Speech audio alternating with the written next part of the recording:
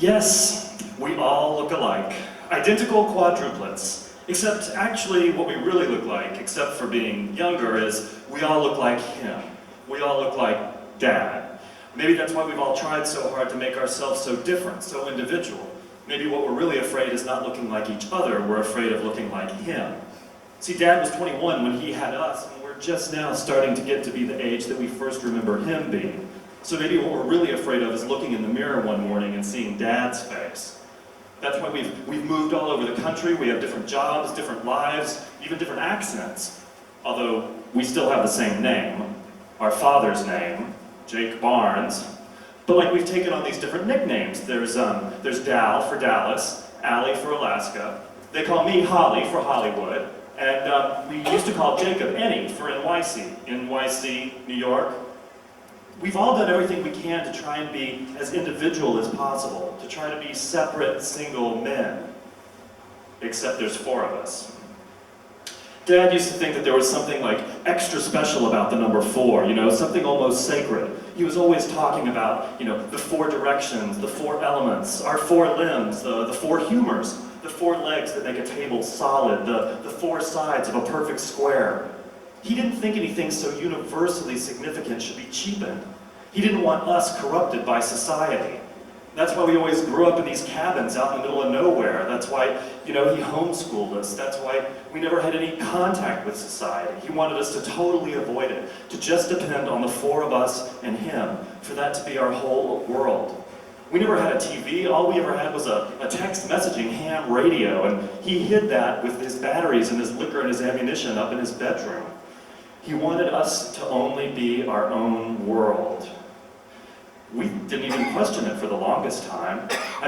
We thought that towns were like sick places, like quarantines or hospitals. We thought people lived there because they were too weak to live on their own like we did. We thought we were normal. We thought everyone could feel each other. You see, we have this sort of background hum in our head, this sort of shadowy chorus of each other's emotions. Like last night, for instance, I know that one of us had this really bad nightmare. I don't know exactly what it was about or which one of my brothers had it. I just know I could feel this cold fist reaching into my heart and grabbing hold. You should have seen us when puberty hit. One of us would have a dream, a sex dream, and it would domino onto the rest of us until we would all wake up in the middle of the night and we'd be hunched over in the moonlight, washing out our sheets, trying not to wake up Dad. Because Dad didn't approve of wasting our fluids. It was special. It was you. You probably don't understand. You're indies. That's what we call you, indies, for individuals.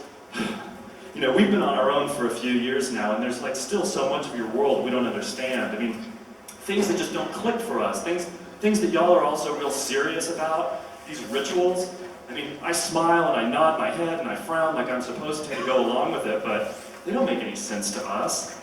Going to church, celebrating birthdays, the Super Bowl, not stepping on sidewalk cracks or walking under ladders, arguing about silly songs on the radio or shows on TV. It doesn't mean anything to us. And it's funny, you indies, you all think you're so individual, so unique, but your lives are all governed by these habits and patterns. You spend your waking hours going around doing these great big group activities and moving around in formation, and you don't even see it. People always said that we were such identical freaks. Well, you might all look different, but you act just the same.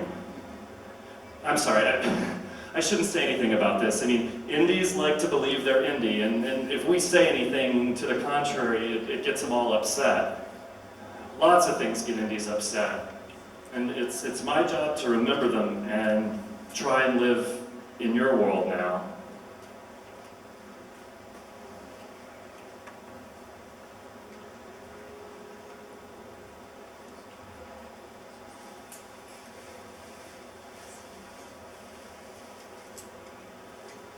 We've all done everything we can to try and be as individual as possible. We just want to be separate men.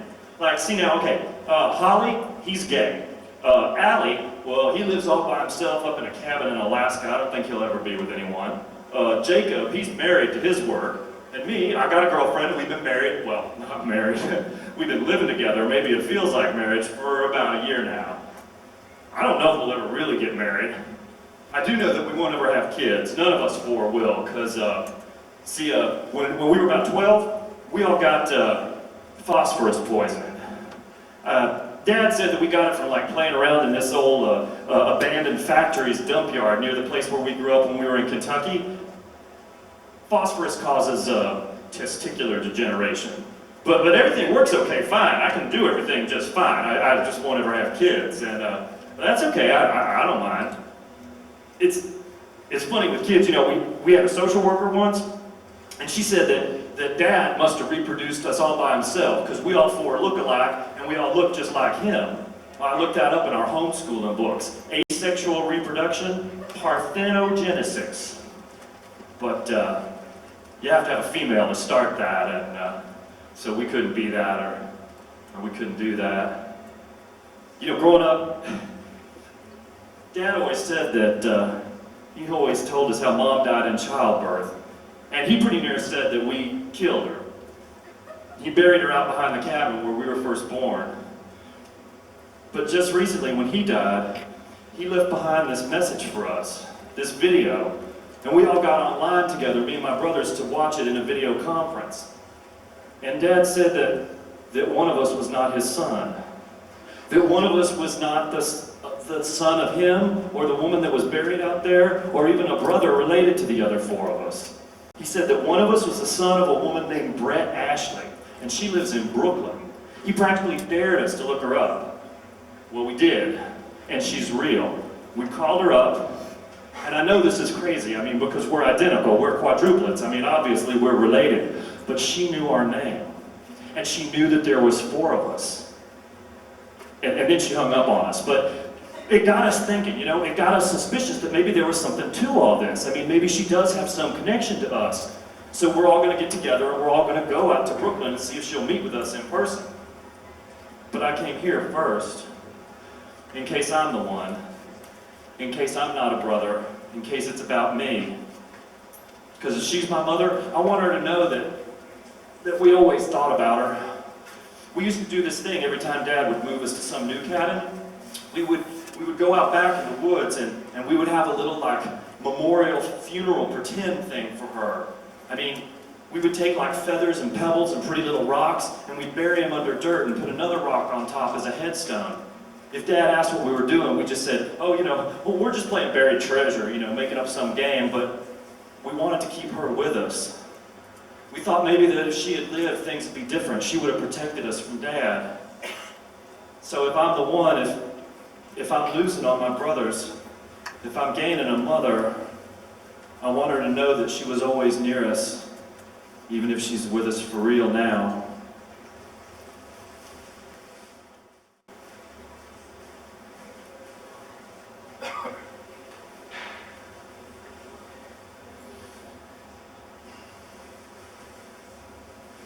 The force of my love is unstoppable. The force of my love knows no margin. My love rips through fire, earth, sea, and sky. My love slices open your skin, spreads apart your sternum, and reaches inside to grab hold of your heart. There is no love like that of a father for a son. Don't listen to anyone who tells you any different, who fills your head with spurious reason. A man's love for a woman is something that makes him feel complete. But feeling whole is merely an oblique way of gazing upon your own ego. In narcissistic reflection, your lack is the focus of your introspection. When you gaze upon the woman you love and love how she differs from you, you are actually feeling self-pity for the things with which you were not imbued. A son, however, is inexorably you. In many ways, even more so, a treasure. You are faced with an overwhelming presence of self, a horrifying majesty into which you must delve. You weaken. You are faced with something so beautiful and majestic you can do nothing more than fall before it, crying and shrieking. You humble yourself. You offer yourself up. That is true love, my dear pup. And the thing that makes this love stronger than any other is this. It is not returned. Away. It is pissed. The true test of this love, what fires it, hardens it, is that it is not returned in force. A realization slowly dawns that the son will never fully embrace his source. The father will forever play the lover unrequited. He'll be the backdoor woman, the science class nerd ogling his prom queen lab partner, the shopping mall schlep who smooths back his lanolin slicked hair and nibbles breath mints, yet never accrues more than looks of contempt from the women to whom he sells shoes. The father knows this is his relationship role. He is forever the one weak, desperate, hopeless, praying with all of his ferocity that someday his love will inspire reciprocity. I realized this, and yet my love persisted. I loved selflessly and unconditionally, despite having been resisted. And as my ardor advanced into an action less about an adored and increasingly about my adoring, I loved my loving less my beloved. I loved my love. I loved myself. And I acquired this ardor in an affiliation fourfold. I created a world of love. Culled from chaos, love's comfort cradled me, surrounded me. At night, the nocturnal crescent cried coruscating tears of love. At daybreak, the crystalline kisses of carmine and crimson streaked the sky, causing me to awaken before a cosmic quilted canvas of love.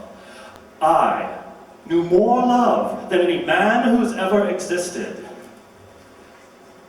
And you could have had even more.